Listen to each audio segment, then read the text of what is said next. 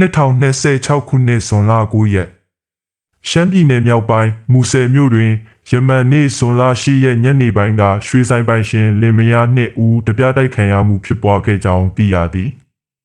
မူဆယ်မြို့မှာဈေးကြီးတွင်ရွှေဆိုင်ဖွင့်လှစ်ထားသူဇနီးမောင်နှံ2ဦးသည်ယမန်နေ့ဇွန်လ10 ရက်ညနေ4 နာရီခန့်ကဆိုင်ပိတ်ပြီးဆိုင်ကယ်ဖြင့်နေအိမ်သို့ပြန်လာစဉ်ကောင်းကားရက်ကွက်လမ်းကြားတစ်ခုအတွင်းအရောက်တွင်အဖြူရောင်မော်တော်ယာဉ်တစ်စီးကဆိုင်ကယ်ကိုဝင်တိုက်ခဲ့ခြင်းဖြစ်ကြောင်းသိရသည်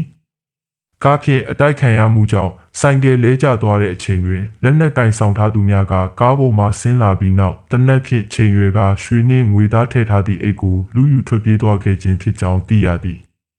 အဆိုပါတပြားတိုက်ရာတွင်အသုံးပြုခဲ့သည့်အဖြူရောင်ကားကိုမူဆယ်မြို့စက်မှုဇုံအနီးလမ်းဘေးတနေရာတွင်ပြန်လည်တွေ့ရှိခဲ့ကြောင်းသိရသည်လူရက်ခံရသည့်ရွှေနှင့်ငွေကြေးပမာဏအတိအကျကိုမသိရှိရသေးဘဲမူဆယ်မြို့တွင်လူရက်မှုတပြားတိုက်မှုများမကြာခဏဖြစ်ပွားလေရှိကြောင်းသိရသည်